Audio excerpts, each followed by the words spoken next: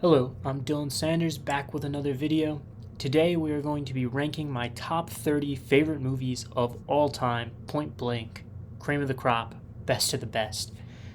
We're in my college dorm instead of my room back home, so we don't have all the posters and Blu-rays. It's a bit more bland of a background, sorry, but I am going to spice it up a little bit with the TV throughout the video. You'll see what I'm talking about in a second. And with no further ado, let's get started. Kicking off the list, coming in at number 30 is The Avengers. Real quick before I talk about the movie, this is the TV thing I was talking about. Obviously won't point it out for every movie, but for the first one I'll point it out because, thought it was a good idea. Pat myself on the back there a little bit. Anyway, back to the film. The Avengers is not just my favorite MCU movie, it is my favorite Marvel movie. Logan would be a close second. Love Logan, another movie I love that isn't on this list. But Avengers, it's just, I know a lot of people have put other things above it now, Infinity War or whatever. It might be nostalgia because I've seen this movie a million times. I remember watching it in theaters in 2012 when it came out when I was like 6. I don't think Avengers gets enough credit anymore for what it was able to pull off because now we have Infinity War and Endgame that are just giant. But what Avengers did in 2012 had never been done before, taking each of these characters from their own films and bringing them together, and they did it perfectly. I still think that this film has the best quips and witty dialogue between the characters, between these original 6 Avengers. They just all feel so much like the comic counterparts. The cast is perfect, obviously, and just the dialogue back and forth scenes are at an all-time high in my opinion in this film. Josh Whedon is just great with that kind of stuff. Like Tony and Steve's, you can already see their rivalry forming in this film. The scene where they're all with Loki's staff arguing, and you have like the Tony and Cap confrontation about everything special about you came out of a bottle and you're just a guy in a suit, take it off, what are you? And those lines echo throughout the MCU, and we kind of get to see them prove each other wrong in Endgame, which is just so awesome, of those 2 arcs of the 2 best characters in the MCU, and Iron Man and Cap. And the action in this film is obviously incredible. The helicarrier fight with the kind of team going against each other, seeing Hulk true berserk mode in this film, which is something we kind of lost in later MCU, but he is true full angry Hulk in this movie and looks amazing. And the final battle in New York, still top 5, maybe even top 3 MCU battle, like Tony bouncing repulsors off Cap's shield, just stuff you can't believe you're seeing on the screen at that time, and it was just executed perfectly. Sam Jackson's really good in here as Nick Fury. I think this is one of Nick Fury's best films, seeing him bring this team together. And you have Phil Coulson with the emotional stuff there and everything, and just S.H.I.E.L.D. It feels like truly everything they had set up in these films all really connects into this one movie. Loki, I think this is maybe his best MCU movie, or my favorite MCU movie from him. I love anti-hero Loki, but I also just love villain Loki, and he is truly just the villain in this movie, and I love that. And he has some great interactions with our characters as well. The scene with Black Widow when he's in jail and everything in the helicarrier is great. And so, yeah, this is just a film I can rewatch endlessly. It's just fun summer blockbuster Marvel movie that I love. And the only negative, his Cap suit. From the first Captain America movie to this and the Winter Soldier, he has some of the best suits in the MCU. I don't know who the hell made the decision to put him in some weird spandex looking thing in this movie, but besides that, the movie's perfect and I love it, and that's really just a nitpick. Coming in at number 29 is Fight Club, David Fincher's first appearance on this list, but not his last. One of my all-time favorite directors, just one of the most distinct styles, that whether it's a film about Facebook or a film about a serial killer with the 7 deadly sins, you can tell 5-10 minutes into it that it's his film. He just has such a distinct, usually kind of gritty, grimy almost feel to his films that I just love. The 2 lead performances in here are obviously both amazing. Brad Pitt is probably the standout. It's hard to say what Brad Pitt's best performance is, but I think this one is certainly in the running. He's one of my all-time favorite actors, and he just commits to the wacky, zany side of Tyler Durden while delivering some great kind of speeches in there and more of the messaging behind the film. Edward Norton is also phenomenal in here as the narrator, and Helen Bonham Carter should not go unnoticed in this movie either. She is incredible as our romance to this wacky duo, and you're kind of in her mindset for most of the film of being on the outside, Won't say what the twist is if you somehow don't know what it is, but it's one of the best of all time. And when a twist is done well, it's one that both surprises you while it was able to leave hints and clues and completely make sense in the context of the movie, and that's what this twist does. And on top of all that, with the twist and the fight club of it, you have this great messaging that definitely was meant for people in the 90s, spoke to that generation, but I think can still speak to people today, of this sense of purposefulness, not really knowing, not having a mission per se or whatever, and materialism, the things you buy end up owning you, and all that. And it, again, might even be more relevant honestly now today than it was in the 90s, and it's told beautifully throughout this film with our character of Edward Norton, who definitely has growth in this movie. And it ends off with one of the best song uses in any movie ever, with Where Is My Mind. Absolutely love that final scene, and absolutely love this movie. Coming in at number 28, The Shawshank Redemption, known as one of the greatest movies of all time for good reason. Just a great, satisfying, kind of uplifting film, despite it being about how the prison system is and how messed up and cruel and unfair it is and everything. But you're able to have so many hopeful moments with Tim Robbins' character throughout this movie when he plays the music to all the prisoners. Obviously the ending, which is one of the most satisfying endings to any movie ever. Again, won't say if you somehow don't know, but it's great. And seeing his relationship form with Morgan Freeman's character, and obviously they're both amazing in this film. And then even with the other prisoners as well, that get some standout moments. Brooks, his sequence around the middle portion of this movie is a standout for me, and again shows you that effect that this system can have on people, and then how they're treated when they get out. And that sequence is really sad, but great standout sequence, and an incredible film with so many standout moments, and is one of my favorites.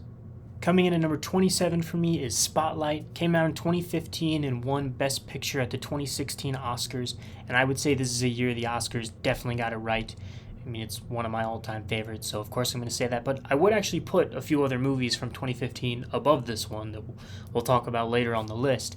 But talking about being deserving of that Best Picture win, I think this was for sure the right choice. It is one of the best put-together films I've ever seen, and when I say that, I mean in the sense that it's this giant scope with all the Catholic churches and based off a true story, serious topic matter, obviously, and they wanted to do it justice, and it just is seamlessly put together and edited from important beat to important beat, from scene to scene, from character moment to character moment, and it's just done flawlessly. I've seen it multiple times, and it just flies by. The cast in here is incredible. Liev Schreiber, Stanley Tucci, Rachel McAdams, John Slattery all do amazing. The two standouts in here are Michael Keaton and Mark Ruffalo, who are both incredible. When you say to think of best performances in a single scene type of things, Mark Ruffalo's scene in here where he's yelling at Michael Keaton, we can't let anyone get away with this, not a priest, not a cardinal, not even a pope. That scene just comes to mind. Mark Ruffalo's incredible in this entire film, but in that scene in particular, and just him truly being passionate to unravel what's going on here. All of the characters are, but he in particular, we really get to see his drive through here. And Michael Keaton's approach of, more as the boss, having to think about it as a level-headed way, wanting to get out the story correctly and do it well and do it justice so they actually make a difference, which their story definitely did. Obviously, it doesn't end the entire thing. That's impossible, but it certainly had an impact. And it's just a obviously disgusting real-life story that is intriguing to watch play out in a film, and this film did it perfectly, in my opinion, and through the eyes of this Spotlight team and everything. And just scenes in this film, like when Michael Keaton finally gets his friend to tell him about all the priests or whatever, that just make your heart drop, but in a good way for this film, as obviously with its topic matter and what it's about, it should make you do that, and has many moments throughout like that are just amazing, that make for an incredible film. Coming in at number 26 is Parasite, yet another year where the Oscars got it right and awarded this film Best Picture. 2019 was an incredible year for movies, but this was my favorite movie from 2019. It's also my favorite of the 3 Bong Joon-ho movies that I've seen. I thoroughly enjoy his other 2 films that I've seen, but for me was him at his best, a masterpiece of his type of work, of these dark satirical comedies in some ways that have this important message. I think this film balances it out and does it the best, where you have this messaging about the rich or the higher class people versus poorer, lower class people, and what they face in life and how they're treated and everything, and done with this concept of that could be seen as a simple concept of this poorer family, taking jobs of the richer family, like their nanny and driver and stuff, executed to perfection. I mean, the tense moments in here are some of the tensest, most scariest moments. I mean, the thing with the guy's eyes obviously poking above the stairs has become very iconic, rightfully so. Or even just when, the richer family, they're coming home earlier and they've made a mess of the place and have to fix it all up.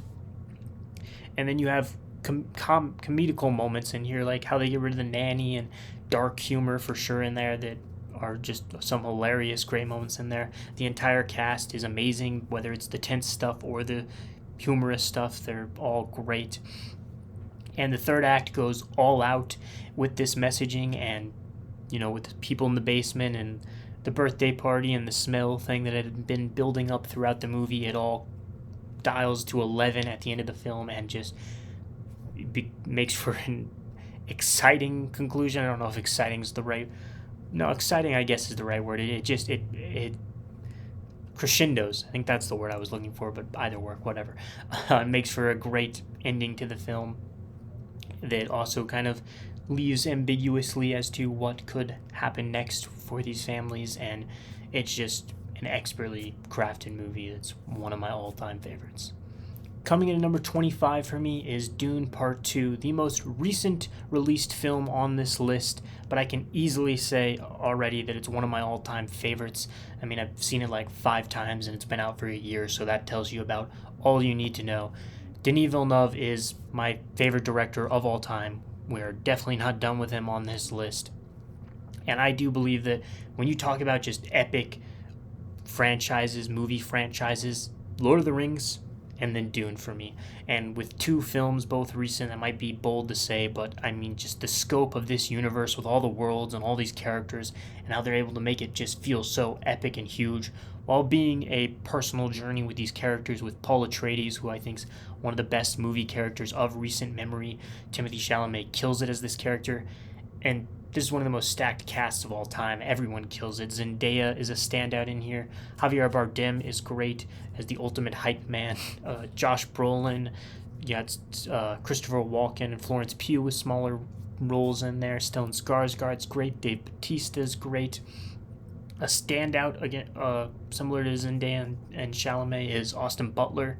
He's incredible and disappears as this complete psycho, and I think should have been nominated for Best Supporting Actor, but Dune 2 got completely overlooked by the Oscars for some reason. Anyway, we're not here to talk about that. The scenes with Austin Butler's character as well, his introductory scene in his world with the black and white and everything is just incredible looking. This entire film is incredible looking, which that's what happens when you pair Denis Villeneuve with Greg Fraser as your cinematographer and Hans Zimmer with your music. This might be my favorite score of all time. He just builds on what Hans Zimmer just builds on what he did with the first movie and makes it even better somehow. Might be my favorite score to any movie ever, and it's also just one of the most beautiful looking films of all time with Greg Fraser, one of the best cinematographers out there. So no wonder this film's incredible when you have the masterminds that you see behind the camera. And the story of this twist on the hero's journey that I just love. It's different, it's not Neo or Anakin or all that. It's made up, it's fake prophecy from his mother, which Rebecca Ferguson didn't mention on the cast because this cast is so stacked. She's incredible in here as well. And when Paul Atreides drinks that blue juice and sees the way and fully commits to this fake prophecy and everything, and he walks into that room and gives his speech with the music behind it. It gives me goosebumps just thinking about it, and how it all culminates into this final act with our duel between Timothée Chalamet and Austin Butler, and the Emperor finally coming in and is able to intertwine all these storylines. I'm so excited to see what we get with Dune Messiah, but it'll be hard to top this. I mean, this gives Empire Strikes Back feels. It does everything a sequel needs to do. It expands on a relationship with Paul and Chuni, Zendaya's character, and we get to, see their relationship grow and see his relationship grow with the Fremen, and that prophecy spread throughout them. And the writing of the sandworms, and just makes this universe bigger and better, like a sequel should. And even the first film that I thoroughly enjoy, even though this one's a million times better, the first one's great, and this film makes the first one better, because it does everything it promised. It does it and satisfies you in every way you could imagine, and is just a sci-fi epic. Coming in at number 24 for me is The Grand Budapest Hotel, my favorite Wes Anderson film. Wes Anderson is known as the king of symmetry, rightfully so. Every shot in his films are just gorgeous and beautiful to look at. You could paint them and frame them up in your house. Well, I couldn't personally paint them. I'm not that talented, but someone else could paint it, and then I'd frame it in my house because they're gorgeous. Every single shot in all of his movies, but in particular, Grand Budapest Hotel for me. And then his vibe that he brings to his movies are so vibrant and colorful and wacky and zany and unique. I said David Fincher is one of the most, you can tell you're watching a Fincher film. Wes Anderson might be number one in that category, honestly. And he's able to get these actors that just perfectly fit his style.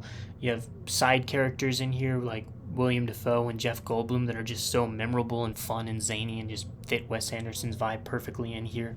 Adrian Brody is really fun as the villain, as you have this cat and mouse chase over this painting. Saoirse Ronan is great in here as the love story with Tony Revolori's character, and gets some emotional moments in there. But the heart of this film is with Tony Revolori and Ray Fiennes' characters, and their relationship that you see grow throughout this film as he truly loves this hotel and, values how he passes it on. And you really get some heartfelt moments for such a funny, wacky, zany movie. You get some real heart in there that obviously in the end definitely culminates nicely. And we talked nicely about the Oscars, so now it's time to talk not so nicely about them. The fact that Ray Fiennes was just not even nominated for this film is crazy. He's incredible in this movie, again, giving those emotional, heartfelt moments in there, while also being hilarious at times and just having this dry wit to his character. And yeah, this is just, it's such a fun film to throw on with so many memorable moments and sequences that will just stick in your head. Coming in at number 23 for me is Ferris Bueller's Day Off, just the ultimate 80s classic coming-to-age, fun John Hughes film with amazing, memorable characters. Jennifer Grey as his sister with standout moments there. The principal, Ed Rooney, with his secretary or assistant, some great, funny, hilarious lines I laugh out every time between them two. And then obviously with him breaking into the house and all that hijinks. But the standout here obviously is our main trio that is one of the best movie trios of all time with Ferris, Cameron, and Sloane. Ferris is just such a fun, likable character that you want to spend time with just from watching the film and understand why everyone loves him, and also kind of why his sister doesn't because of how loved he is, but you love him from watching it. And Ferris, despite being our main character that we follow when we get the fun fourth wall breaking and all that, he isn't really the character that goes through a journey. He's kind of the same person at the beginning as he is at the end. Cameron is the character we really get to see change throughout this film as he stands up to it, becomes, bigger person, able to stand up to his parents, doesn't care about, the car crashing at the end out the back of the garage and everything.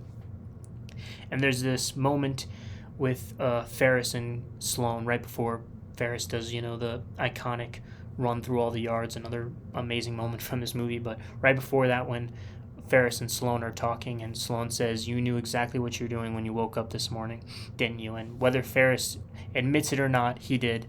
This, it was his plan for his best friend to help him, grow and everything in this film and just show to cherish life and take in all the little moments and just have fun, which is what this movie is all about. The float sequence with all the people singing and coming together and everything, the art museum sequence, the baseball, it's just fun. And that's what Ferris's message was to Cameron, and his message was to the audience as well. Life moves pretty fast, and if you don't stop to look around once in a while, you might miss it. It's a great quote to summarize this amazing blast of a movie. Coming in at number 22 for me is La La Land, and we've truly entered that part of the list now where it's like, how the hell is La La Land number 22? I absolutely adore this film. How is it only number 22? But when you're talking about your absolute favorites, everything has to go somewhere, and this is where La La Land lands, pun intended. But yeah, this is just, one of, if not the most rewatchable movie of all time for me.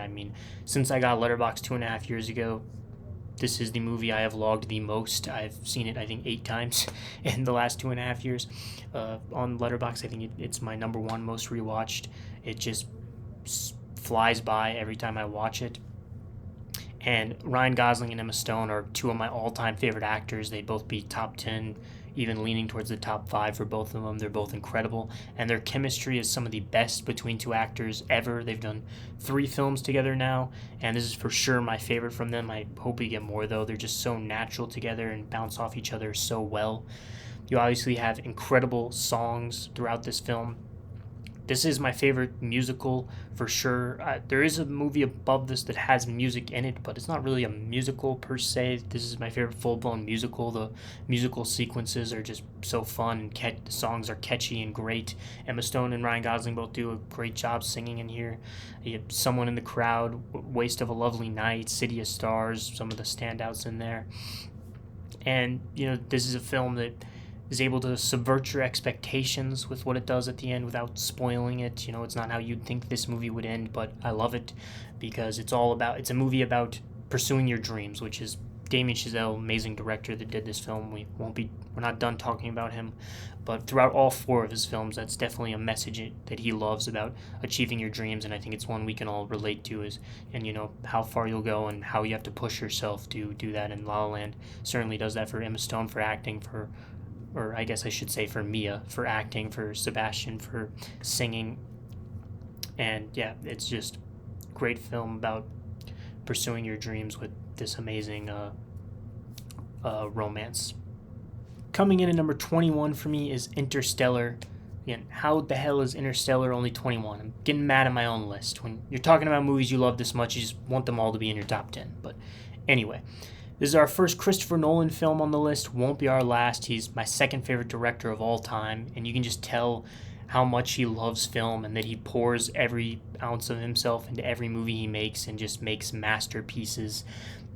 Look no further than the science in this movie. It's one of the smartest films ever with how it handles with the wormholes, the black holes, the time slippage, all that. You can just tell Nolan did his homework. It's beautiful space film as well, so many incredible shots of space and all that. With a surprising amount of practical effects. Nolan doesn't like CGI. Obviously, there's some CGI in there. You couldn't do it without CGI, but there is a surprising amount of practical effects in there. An incredible score by Hans Zimmer. He complements Nolan beautifully. They've worked together many times. And as the heart and soul and the best part of this sci-fi epic is this father and daughter relationship between Cooper and Murph. And Matthew McConaughey is just outside my top 10 all-time actors. He's incredible in this film, giving my favorite performance from him that I've seen in a movie. I should specify, if you're including shows, I'd say True Detective Season 1, but strictly talking movies, this is my favorite performance from him. He's amazing and just nails those emotional moments in there that are some of the best scenes in the movie, whether you're talking about when he first has to leave Earth to go on the mission and leave Murph behind, or when he's watching all the videotapes and getting emotional from the 27 years he missed because of time slippage, and it all crescendos beautifully and is able to pull this Earth storyline with Jessica Chastain as the older Murph, who's also incredible in there. Michael Caine's incredible in there. Anne Hathaway, the whole cast is great. But is able to pull in this Earth storyline and the space storyline and just crescendo beautifully in the third act and make for a really satisfying conclusion that pulls so many Easter eggs and hints from earlier in the film. And with the fifth dimension being love and everything, it just works for the messaging of this film about both about family and heart, but also about exploration. Some great lines in this film, talking about Earth, humanity was born here, but we're never meant to die here. Or, we used to look up at the sky and wonder about our place in the stars, and now we just look down at the ground and wonder about our place in the dirt. Amazing lines that represent this message about exploration and all that, with the family at the heart. And it bugs me when people say Nolan's films are too confusing or convoluted. They don't have to be your cup of tea. That's fine. You don't have to understand them. That's okay.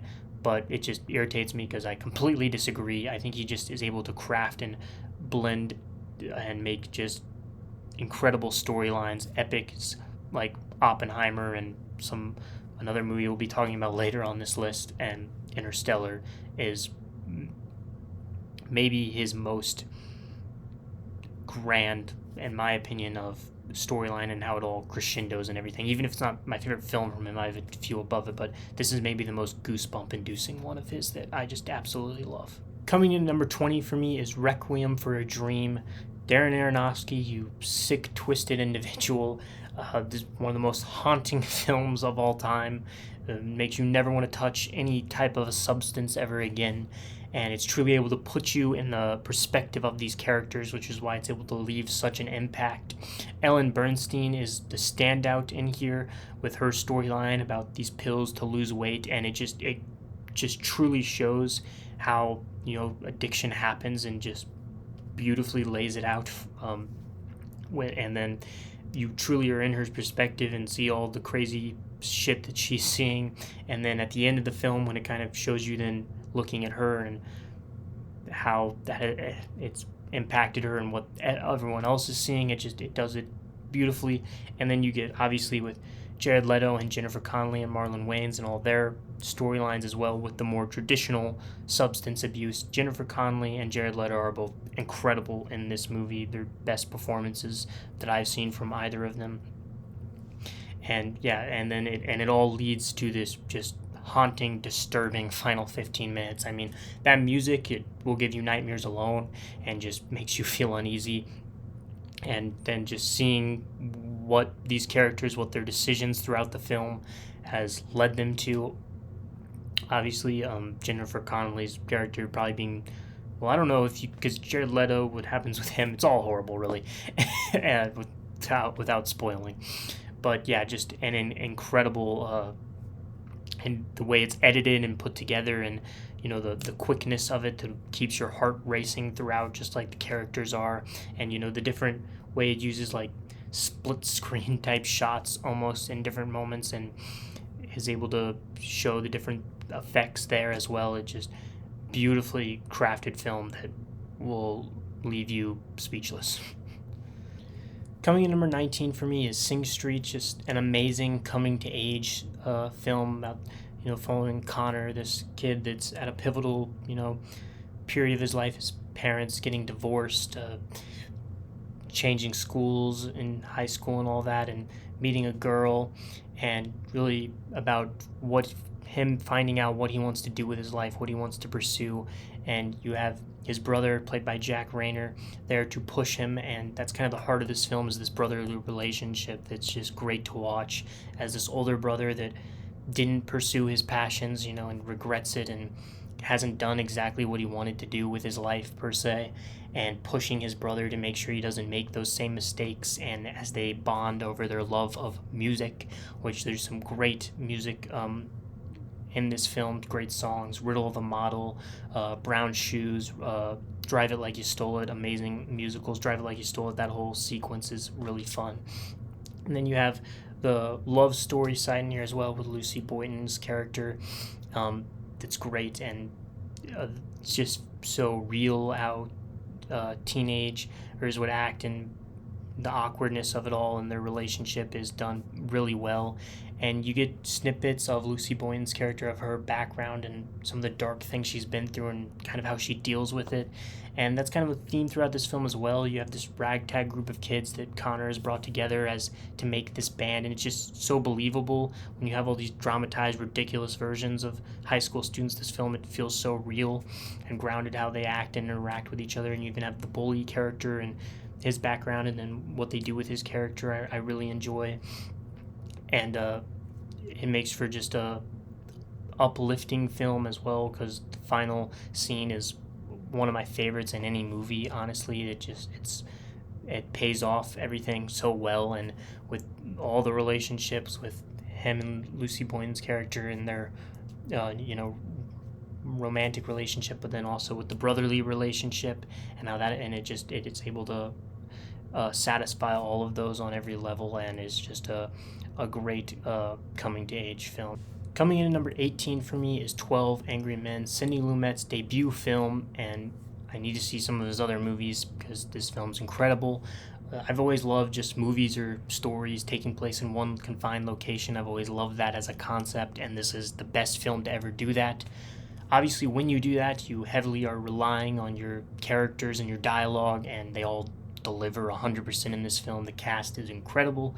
Henry Fonda is the standout, but everyone is amazing. I mean, they don't even have names. They're Juror 1, 2, 3, 4, and they're just such memorable characters just on, what they believe and their side on things, and how they change their mind throughout the film. And the dialogue in here is great. The interactions between the different characters, as you truly see all these different perspectives and thoughts about this case, and you learn more about it as the film goes along, with and how he's able to change people's mind, and it aligns perfectly with what they've been saying throughout the movie, and it doesn't feel like it came out of nowhere, or anything like the movie titles with the guy with the glasses and everything, and how they just unravel and unpick different pieces of the case and even reenact stuff and everything. It enthralls you, even though it's literally in one entire room the entire movie, and it's really rewatchable as well. Just an incredible put together film with amazing characters and dialogue and interactions. Coming in at number 17 for me is Ex Machina, my favorite Alex Garland film, my second favorite A24 film, which I've got the hat on for right now. This is a great sci-fi film that I just said 12 Angry Men is the best movie to ever do one location, but actually Ex Machina also is a one location film with this mansion, or whatever you want to call it, in the middle of the woods that Oscar Isaac owns. Domhnall Gleeson is great in here as our protagonist, that we really see things through his eyes and relate with him throughout this film. Oscar Isaac is amazing in here as this genius guy that is able to kind of be cool, down to earth, and also make you feel really uneasy throughout this movie and build the tension. And just him and Domhnall Gleeson's scenes in this film, and them talking about Ava or whatever, are just great and pull you in fully. Speaking of Ava, the best performance in here is Alicia Vikander. She's incredible in this movie and is completely believable as this AI, and makes her feel both like a robot while also feeling human as her relationship grows with Domhnall Gleeson, and you're able to, that ending hits the way it does because of her performance. And you feel like Oscar Isaac's the villain, and then you learn more and perspectives might change without spoiling the film. Definitely a dark ending, but it fits this film and gives a kind of realistic take, and even scarier now than it was when it came out in 2015, take on AI and what it can do and what it's capable of. And obviously it's not to this level yet that we know of, at least. But just it's able to build tension beautifully throughout here. The Ava sessions, obviously some of the best scenes, and you have the iconic Oscar Isaac dance sequence in there as well, and for that alone, it deserves its spot on this list. Coming in at number 16 for me is Star Wars, as it was originally called, or now Episode 4, A New Hope.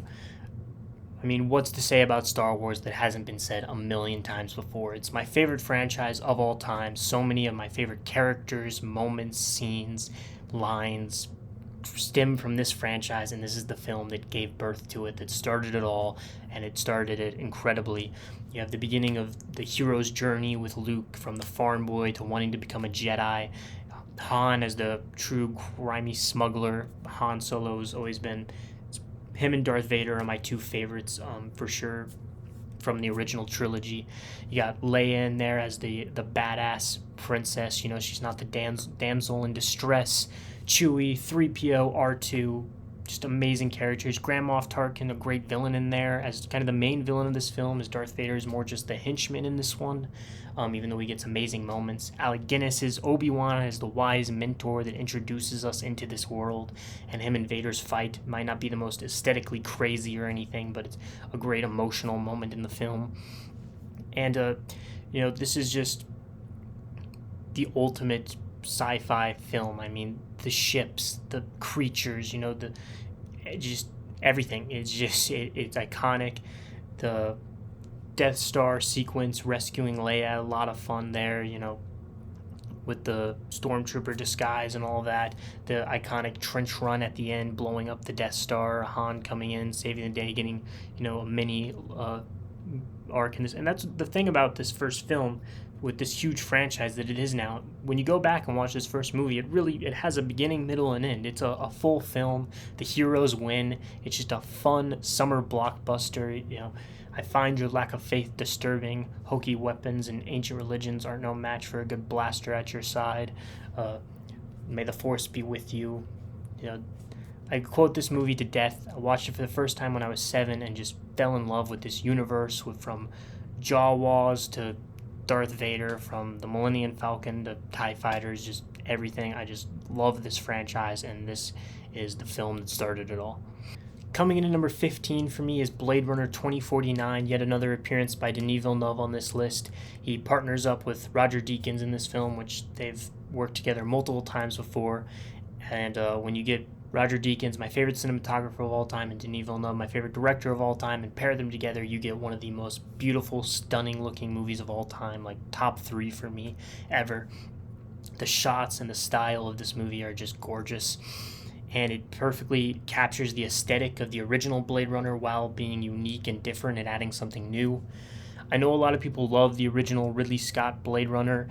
It's just never fully clicked with me or jived with me. It's fine movie, but never loved it or anything. So for me, this is one of the best legacy sequels of all time. It just perfectly expands on this world and takes those ideas from the first movie and just does more with them, in my opinion, and with these concepts. And this time we follow a replicant in K, played by Ryan Gosling, who gives one of my favorite performances from him, maybe my favorite, even, as he's able to play this stoic, robotic-like character and then have these emotional outbursts, and is just able to subtly show him as he becomes more human throughout the movie, and he's able to just show that so beautifully and so well.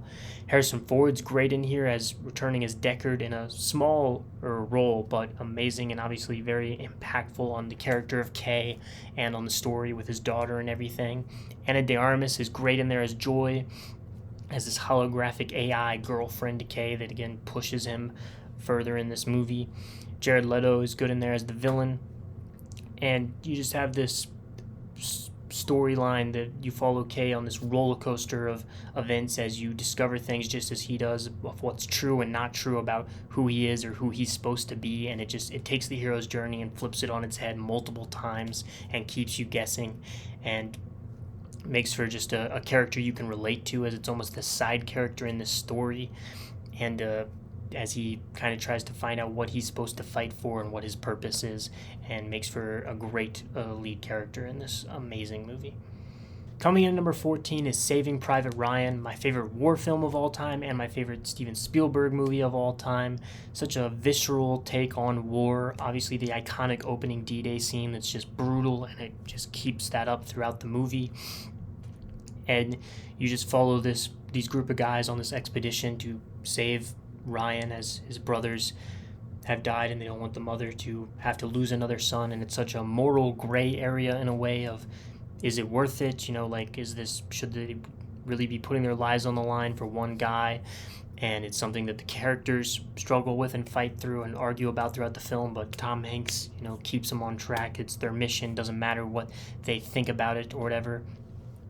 And that's the strong suit of this film, is the characters, for sure. You just grow to feel for and just grow to really like these group of characters, and they feel like a band of brothers, and they go through things throughout the film. Tom Hanks is the standout performance in here. He does incredible, but the whole cast is great. Tom Sizemore, Adam Goldberg, obviously Matt Damon towards the end as well.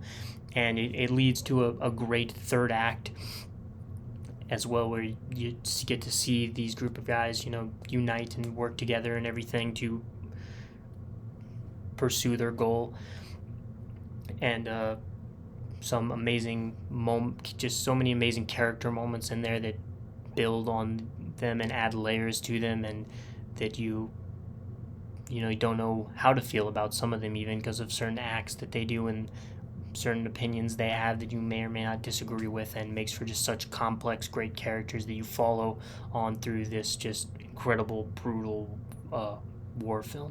Coming in number 13 for me is Aftersun. If you checked out my top 20 of the decade so far, this was number 1 on there. Favorite movie of this decade so far. Charlotte Wells' debut film, and what a debut it is. Cannot wait to see what she does next. My favorite A24 movie of all time. Paul Mescal and Frankie Corio are just amazing in here as this father and daughter relationship, and their chemistry is great. And this is truly a simple film, just about memories, reminiscing of better times. It doesn't have some grandiose storyline or anything. It's just about this daughter reminiscing of times with her father on this trip. And you see it through her eyes, so you don't fully get to see what's going on with Callum, but the movie, which is Paul Mescal's character, but the movie, hints at it for sure throughout, and you end up being able to build up an idea of what's going on, and the ending doesn't have to lay out for you or tell you exactly what happened. You can just infer off the hints they give you throughout the film, and it makes for an emotional but amazing conclusion. The under pressure sequence in this film is one of my favorite movie scenes of all time, and gives me goosebumps every single time I watch it. And just the dialogue or the moments in this film, beautifully shot movie as well. Not in the same way as Dune or Blade Runner, obviously, but in a more subtle way. Like when Callum's smoking at the beginning and they just linger so long in the shot, and it makes it feel all so real and natural, like you're truly living out these memories with these two. And reminds me of like my dad camcording our vacation trips, or me filming things on my DS, something everyone can relate to about memories and thinking back on happy moments and stuff. And that's what this film does so beautifully well with this father-daughter relationship. Coming in at number 12 for me is Toy Story, my favorite animated movie of all time, and probably the movie I have seen the most in my entire life. I don't have the statistics on that, but I would put my money on Toy Story if I had to bet. I watched the first 2 films just a million times growing up, and then Toy Story 3 came out when I was very young, saw it in theaters, and absolutely adored it. And it's one of my favorite, probably my second favorite trilogy of all time, behind the original Star Wars trilogy. And the first one's for sure still my favorite. I love 2 and 3, but the first one's the best. Just Pixar, this is the first Pixar film, brought us what Pixar is today, where they just take these such incredible creative ideas and just execute them perfectly. Like, what if your toys were alive when you weren't there?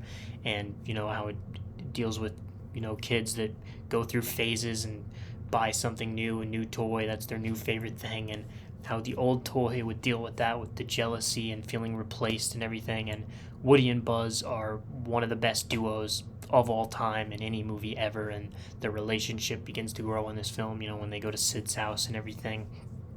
And Buzz accepts that he's a toy, and that he's happy to be a toy, that that's what brings children smiles. And Pixar is able to have these nice messages in there, and just such creative concepts. Toy Story's not given enough credit. I mean, it's a beloved movie, but it's not given enough credit just because that's just seen as what Pixar does now. But this was the first time they did it, and it's still the best in my opinion. Not just Pixar, but just animated. Just all the characters outside of Woody and Buzz even are just great, iconic characters. Rex, Mr. Potato Head, Ham, Slinky, Bo Peep. Just so much childhood nostalgia and love poured into this movie. I had my own Woody and Buzz dolls that my mom wrote Sharpie Dylan on the bottom of their feet. And yeah, I wish this movie could be in my top 10, but the higher you get on this list, just the harder and harder it gets. But I just absolutely love Toy Story, one of the most rewatchable of all time, and I'll continue. I can just watch it anytime, anywhere. I mean, it just flies by, and just love this movie. Coming in at number 11, The Dark Knight, and I want it to be in my top 10 so badly because I just love this movie so freaking much. Another appearance by Christopher Nolan on this list, and not his last. And my favorite superhero film of all time that just doesn't even really feel like a superhero movie. It feels inspired by, heat, crime, like thriller at times. Just like it transcends the superhero genre in many ways while still feeling like a Batman film. And Toy Story is certainly still, I would say, top spot for rewatches, but this might be second, if not top 3, top 5 of most rewatched movie of all time. I mean, I've seen this movie a million times. It's weirdly a comfort movie for me, which I don't know if that's normal or not, but it is. Like, if I'm at night and just want to throw on a movie, I very often choose The Dark Knight. It's just incredible film. It perfectly captures the Batman-Joker relationship in this movie, and how they feel about each other and how they need each other. The interrogation scene is a top 5 movie scene for me of all time. Christian Bale is a top 5 actor of all time, and he's phenomenal as Bruce Wayne Batman. I go back and forth between him and Pattinson, but if you're talking the overall character of the billionaire playboy philanthropist with the dark Batman as darker side and the voice and all that, I think you do have to give it to Christian Bale still as my favorite. And then, of course, Heath Ledger as the Joker is my favorite performance of all time. Number 1, point blank. What he does in this movie with this character is phenomenal. I mean, it's like watching a master at work. He chews up every single second of every single scene that he is in. I mean, he's probably in this movie for less than 20 minutes, and he's one of the most memorable, iconic movie characters of all time. I would have watched a 2-hour movie just about his Joker. He is phenomenal. He just is everything that I imagine Joker to be. Some men just want to watch the world burn, and just the chaos he causes and wants to destroy the city. And the way, again, his relationship with Batman, and I mean, he is just perfect in this movie and is my favorite performance of all time. And I would have absolutely have loved to have seen him in Dark Knight Rises and just seen more of this Joker, because he is incredible, and Heath Ledger is just phenomenal in this role. That being said, the rest of the cast is amazing in here as well. Gary Oldman probably gives his best performance of the trilogy in here as Commissioner Gordon. Morgan Freeman's amazing in here as Lucius Fox. Maggie Gyllenhaal as Rachel is great. And Aaron Eckhart is phenomenal in here as his turn from Harvey Dent to Two-Face, from the White Knight to the Dark Knight, in a way, sort of, And might be my second favorite villain in any Batman movie, behind Heath Ledger's Joker. He's amazing. It's just he's in the same movie as Heath Ledger's Joker, so he's very overshadowed and I think underrated for that reason, because he is incredible in here as Two-Face. And you obviously have this whole thing of Gotham being corrupted, and with Joker proving right with Harvey Dent, but also being proved wrong with the people in the boat and everything. And crescendos into a great final monologue with Gordon, with Batman riding off. And, he's the hero the city deserves, but not the one we need right now. Just an amazing Batman film. Batman is my favorite fictional character of all time, and it will be hard for any superhero movie to ever top this one. Kicking off my top 10 is Mad Max Fury Road. George Miller just immerses you into this wacky, crazy, apocalyptic world. And makes for, in my opinion, the greatest straight up action movie of all time. I mean, this film is pedal to the metal from beginning to end, and it's gorgeous looking, heavily uses practical effects. I've heard it was hell to shoot this movie because of that, but it made for an incredible final product that looks gorgeous. Might be my second favorite looking movie behind Blade Runner 2049. It's just the action sequences with the trucks, the hand-to-hand stuff, even when him and Nux are handcuffed through the door fighting Furiosa. Just amazing action. The beautiful sand landscape, the sand storm and everything, and then the night sequences with the blue tint, just all incredible looking. Very simple storyline. Furiosa taking Immortan Joe's wives, trying to free them, Max escaping as a prisoner, joining up and trying to find Greenland. Extremely simple story, but you really grow to love these characters throughout. Max and Tom Hardy just does a great job as this character, and you get little hints of his backstory throughout and see him and Furiosa's relationship grow. And Charlize Theron is incredible in here as Furiosa. Again, get hints of her backstory throughout here as well. The scene of her yelling on the sand is just iconic and beautiful looking. Nicholas Holt's really great in here, as well as Nux, who gets his own little redemptive journey. You really care about, these wives as well. Zoe Kravitz, the pregnant wife as well. And you want them to be safe and to succeed and be happy and find Greenland. And so, simple storyline, but effective, that makes you really care about these characters in these amazing, incredible action spectacle sequences that makes for just one of the most entertaining movies of all time. Coming in at number 9 is Arrival, another Denis Villeneuve film. Just an amazing, unique sci-fi film, whether you're talking about just the designs of the aliens and the ships, just unlike anything we've seen in other sci-fi movies, or just how it handles aliens. It's not about attacking Earth or war. It's about language, communication, and coming together. It's a beautifully shot film as well, and the score by Johan Johannesson, don't know if I'm saying that name right, but it's incredible. It's been used in other movies, but I think this is its best usage here. It gives goosebumps every time it plays throughout this film. And Amy Adams is in this film is a top 5 performance for me, and she's incredible in this movie.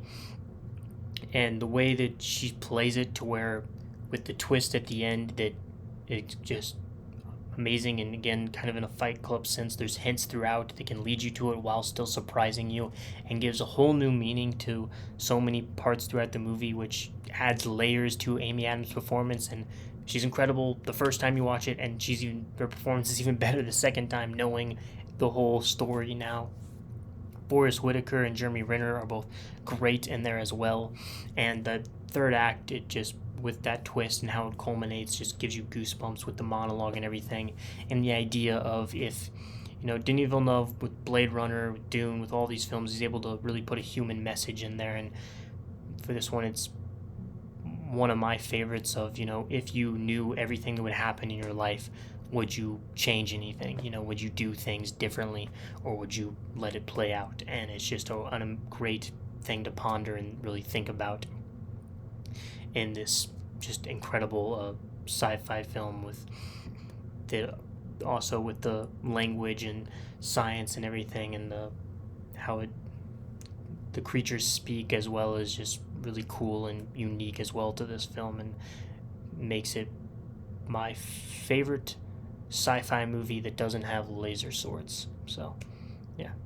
Coming in at number 8 for me is No Country for Old Men, a direction masterclass here by the Coen brothers. The way this film is shot, put together, the dialogue, everything is just amazing. It's a cat and mouse game dialed to 11. You are just fully captivated, and it's able to build intensity so well. If Heath Ledger is my favorite performance of all time, Javier Bardem in this film is second. He is phenomenal. Every single time he's on screen, you cannot take your eyes off the film.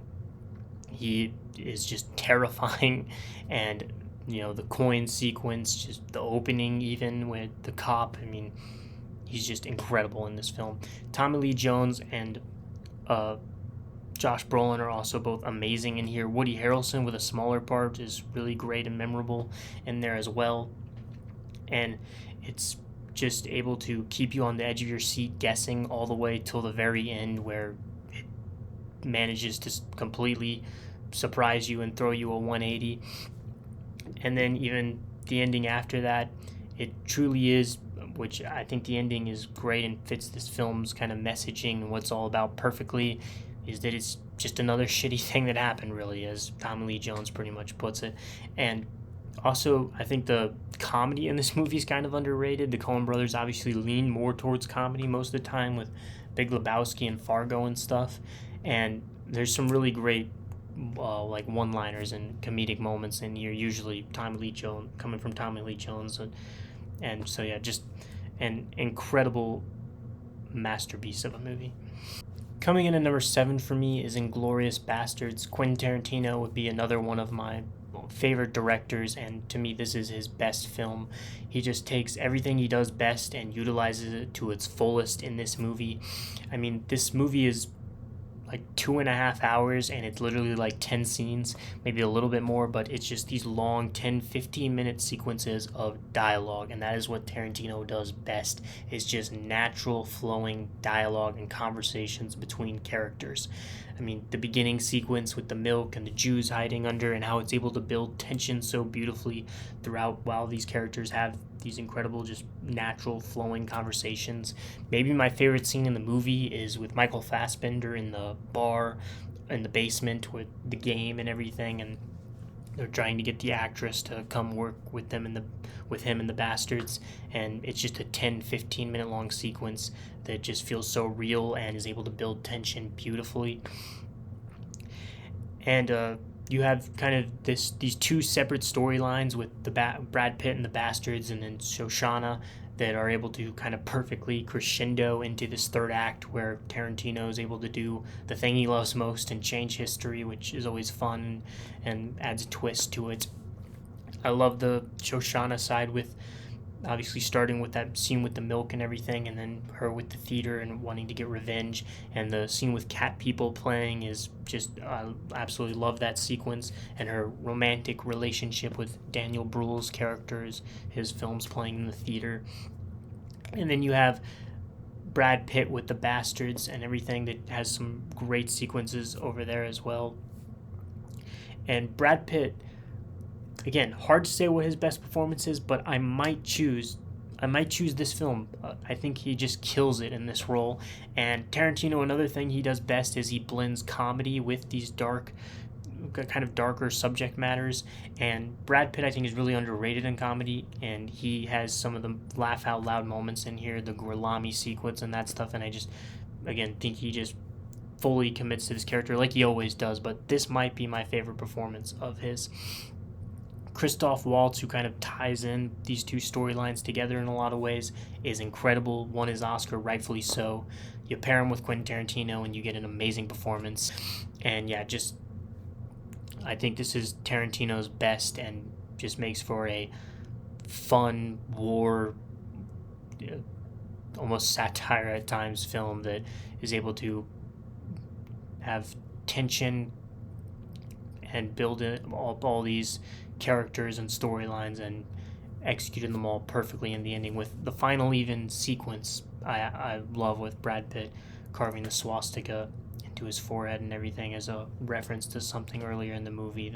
And Quentin Tarantino has Brad Pitt himself say it at the end, I think this might be my masterpiece. And Tarantino, you're right, this is your masterpiece. Coming in at number 6 for me is The Departed. Another one of my favorite directors would be Martin Scorsese, and I think this is his best movie, and just one of the greatest casts of all time. Leonardo DiCaprio is my favorite actor of all time, and I'd probably still give the edge to Wolf of Wall Street as his best performance, but I think this is second. He's just incredible in this movie. And then speaking of Jack Nicholson, he just is phenomenal in this film, fully commits as this psycho, mob boss type character. And here, I mean, the iconic sequence of She Fell Funny. You got when he pulls out just the bag with the hand in it, and he walks out just covered in blood. I mean, he just commits as you would expect Jack Nicholson to, and is just incredible in here. Matt Damon, amazing in here, again, playing more double-sided even than Leo really in here as he, as the girl and is the cop and all of that, but then he works for Jack Nicholson's character. Martin Sheen's great in here. Mark Wahlberg's amazing in here. Alec Baldwin, just a phenomenal stacked cast. And the concept of this film, just of the police force sending in a rat to, catch Jack Nicholson into his group, and then Jack Nicholson sending Matt Damon as a mole into the police force without either side knowing. And it's just an amazing concept. And as you see them both, figure out clues and discover more as to who the other person is and trying to figure it out and everything, and it keeps you guessing, keeps you on the edge of your seat. Are they going to be found out? Are they not? And they, you feel the tension between DiCaprio and Matt Damon, despite them obviously not being on screen together very much for obvious reasons. And they add layers like with the therapist and everything, and just are able to keep making you guess and keeping you on the edge of your seat in this epic cat and mouse in a way storyline. Got a lot of cat and mouse films on this list, I'm realizing. Anyway, but I guess I like those types of movies. And then the final 20 or whatever minutes, maybe you finally thought you had it figured out, and it changes again 12 times. I mean, it just incredible final 20 minutes that wraps everything up really well and is able to, despite the roller coaster of emotions throughout, leave you on a satisfactory note at the very end. And it's like 2.5 hours, and it just flies by because it's just a great, fun concept executed perfectly by a phenomenal director and cast behind and in front of the camera. And so, yeah, just incredible movie. Coming in at number 5 for me is Prisoners, my favorite film from my favorite director, Denis Villeneuve. This is just an amazing suspenseful thriller. Roger Deakins in there as the cinematographer as well, and he's able to make you just within the first 10 minutes, before anything bad even happens, is able to just make you feel uneasy and like something's not right. Like this shot of the tree at the beginning with Terrence Howard horribly playing the Star Spangled Banner in the background, it just like twists your stomach and you don't even know why yet. And that's what happens when you have incredible direction and cinematography from both Villeneuve and Deakins. And this is a thriller that's scarier than most horror movies, I would say, because it's something that can happen and does happen so often, of, kidnapping, missing children and everything. And Hugh Jackman and Jake Gyllenhaal in here are both phenomenal. I would say Jake Gyllenhaal gives a top 5 performance all time, and Hugh Jackman gives a top 10. They are both incredible in this movie, and you're able to fully understand and see both sides throughout. Hugh Jackman as just a desperate dad that will do whatever it takes to get his daughter back. And then Jake Gyllenhaal is able to be, the more level-headed cop that's able to take the more calm approach and isn't able to do everything that Hugh Jackman's character wants him to do. And so because of that, Hugh Jackman's character takes it into his own hands, and what he's doing is wrong, and yet you can fully sympathize and understand, what he's going through at the same time.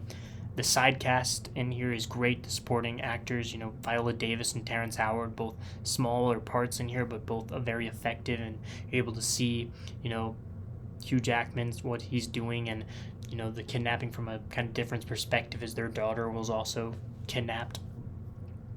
And then you have Paul Dano and David Dashamal both in there, both proving that they're typecast as weird, creepy psychos, and they're both amazing in here. And it's a mystery at the same time as being a thriller, as you're finding out more about this case along with these two lead characters, and you actually find out more as an audience member like quicker than they do, and wish they would just work together, because you get to see both sides and the puzzle pieces kind of start to click. And there's many things that then all perfectly lead up to this twist towards the ending, and it works perfectly. And as one of my favorite endings to any movie ever, with a semi-ambiguous ending, it's able to perfectly be satisfying and wrap everything up in a way while still being ambiguous, and is able to use a key object from earlier in the film that, they bring up many times, and able to use that in the final moment to kind of give you chills at the very end there. And yeah, just Denis Villeneuve, this is his masterpiece, if you ask me. Just incredible performances, incredible intensity, and thrills, and just keeps you captivated from beginning to end. Coming in at number 4 for me is Inception, my favorite movie from my second favorite director of all time, Christopher Nolan. And this is just one of the best concepts for a film, in my opinion, of having people go inside someone's head in their dreams and extract an idea, and then to take that a step further and have them actually have to implant an idea in someone's head. And Christopher Nolan just executes this incredible concept to perfection, adding the subconscious being the people around you, having to make the dream like a map, the safes to lock up your important memories or things you keep private, and it's done all so well. You have a great cast of characters that as this team forms here for this Inception mission, with Leonardo DiCaprio, Elliot Page, Tom Hardy, obviously Joseph Gordon-Levitt. Cillian Murphy is the one that obviously they go inside the head of to implant this idea, and you just see the different dynamics form between them, particularly DiCaprio and Elliot Page. Their relationship grows throughout as he opened up to her more so than anyone else, and sometimes not by choice, about his wife, which is another layer added to this film, and about their backstory and the deep kind of sleep state that if in a dream you die and you're too deep, you fall into there, and how he's been there before and had to use Inception to make her believe she was dreaming so she'd wake up, but then she still thought she was dreaming, and just adds even more complexity to this incredible film and another layer to these characters. And yeah, the three layered stages and the three different maps and everything, and how in the first world, the first stage, they lost gravity, so then they didn't have it in the second one, so Joseph Gordon-Levitt had to use the elevator to make them drop so that they all timed up so they would wake up, and Christopher Nolan made an actual moving hallway for him to fight the people in when there was no gravity and everything. And it's amazing, and how they tell Cillian Murphy in the second level that he is dreaming so that he'll agree to work with them, so that he thinks he's going into his father's friend's mind when really it's his own mind, and to implant this idea by having him think his father wouldn't want to follow in his footsteps, so that he disassembles the business and everything. A phenomenal ambiguous ending again here, with the top spinning, a thing they set up throughout the film, and then spins it at the end and goes black right when he sees his kids and everything. Just an amazing film that I've seen many times, and is just an excellent concept that Nolan puts all of his heart and soul into, like he always does, and executes perfectly. Coming in at number 3 for me is Whiplash, my favorite Damien Chazelle film. And like I said about Damien Chazelle earlier, he loves his messaging of following your dreams, and that is certainly what this film is about, to the extreme, too far, some would argue. And that's kind of the whole interesting concept or idea that this film puts on the table, is how far are you willing to push yourself, how far are you willing to go to achieve your dream, to be one of the greats, to be remembered. And in Neiman's case, he's willing to do pretty much anything and everything, put everything else in his life to the side, his new girlfriend, whatever, to achieve and be one of the best at drumming. And Miles Teller is amazing in this film, and is able to show that passion that he has for that and his drive.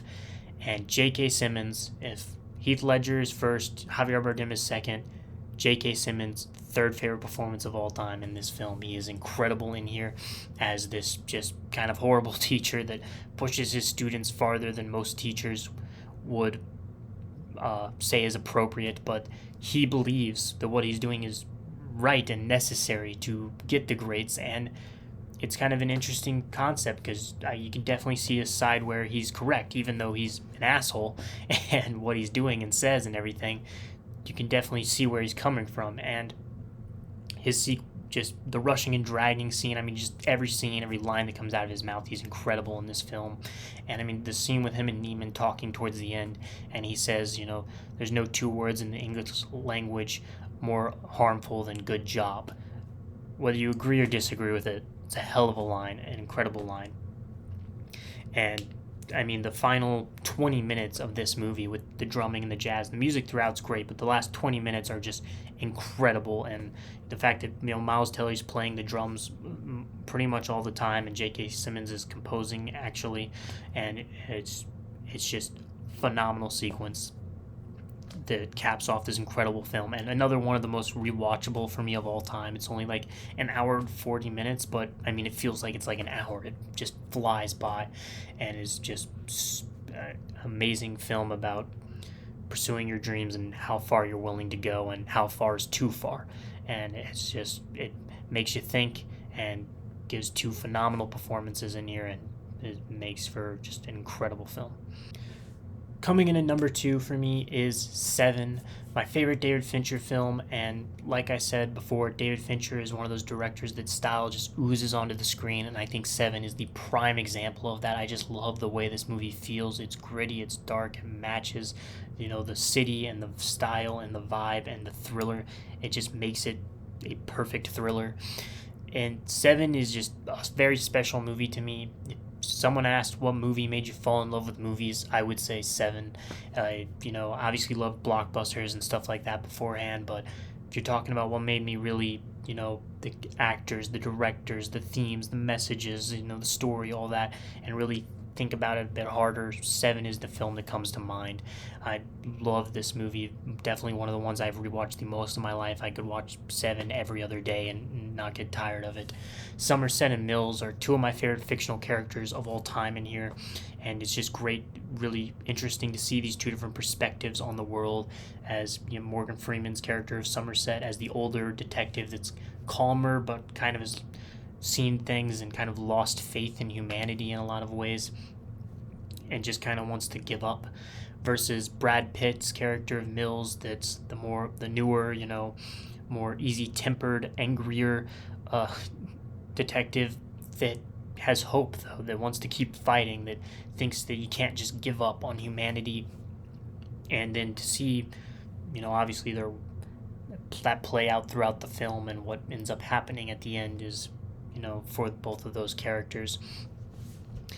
And seeing them just talk back and forth about their different ideals and the way, that they view the world and everything as they try to solve this case with these different kills of people that are committing the 7 deadly sins throughout, that are just some, creative way to do a serial killer, of that he's murdering people that are doing the 7 deadly sins. And then in the end, when Kevin Spacey comes into the picture in the last 30 minutes, and he is amazing as this psycho that truly believes he's doing the right thing and is obviously mentally psychotic. And to see Somerset and Mills' different perspectives and the way they handle him is great as well. Just that car sequence of them 3 talking together is great. And then you have obviously the final sequence with What's in the Box, one of my favorite movie quotes of all time, and just that one of my favorite scenes of all time. It's a dark ending, but Morgan Freeman, his final line in the film about Ernest Hemingway of, the world's a good place and it's worth fighting for. I agree with the second part. And that kind of wraps up what Seven's all about, and that you truly see that Brad Pitt's character had an effect on him, even with what happened with his character and his life and everything, and God knows what his future will be. He had an effect on Morgan Freeman, and that you can't give up. You can't stop fighting for the world, no matter how bad it might be and how horrible some of the people in it might be, because there's good people out there like Mills, and to see the relationship grow, like when he goes to their apartment, and the tram goes by or whatever, and the house shakes and they laugh. It has light moments like that in there to really grow out this relationship and make you feel for these characters. And yeah, just one of my all-time favorites, and just a very special movie to me that I will love. And I would say that my like top 5, 6, 7, you could keep going, it would be hard to ever beat, but my top 2 in particular I think are pretty locked in stone. It'll be pretty hard for any movie to ever crack this top 2 here. Coming in at number 1 for me is Star Wars Episode 5, The Empire Strikes Back. Like I said for the first Star Wars, this is my favorite franchise of all time. So many of my favorite characters, moments, scenes, and all the same applies to here. It does everything a sequel needs to do by building off the first one with the characters and the storylines while adding more planets, Hoth, Bespin, Dagobah, more creatures like the Tauntaun and Wampa, more vehicles like the AT-AT, characters like Lando and Yoda. Just does every single thing a sequel should do. You have the incredible opening with the Battle of Hoth. Then you have Luke going to Dagobah to train with Yoda, see his character growth, and learn more to become a Jedi. A scene that gives you goosebumps of Yoda lifting the X-Wing out of the swamp. One of the best teachers in the world, and with incredible motivational lines, try not, do or do not, there is no try. Then you have Han with Leia, Chewie, and 3PO on the Falcon, and the space slug and all that, and flying and landing on the Star Destroyer. Han and Leia's love, romance starting, and their scenes and their back and forth together are just great together. The Carbonite scene on Cloud City is one of my favorite movie scenes of all time, and gives one of my favorite lines of all time with "I love you and I know," such a Han Solo response, and just love that whole sequence. Luke and Vader's amazing lightsaber fight, obviously the greatest, probably most iconic movie twist of all time, Darth Vader being Luke's father. I know I'm not doing spoilers, but if you don't know that, you're living under like 12,000 feet of rock, okay? So, sorry, but the movie's 40 years old, and I don't know how you possibly couldn't know that, but anyway.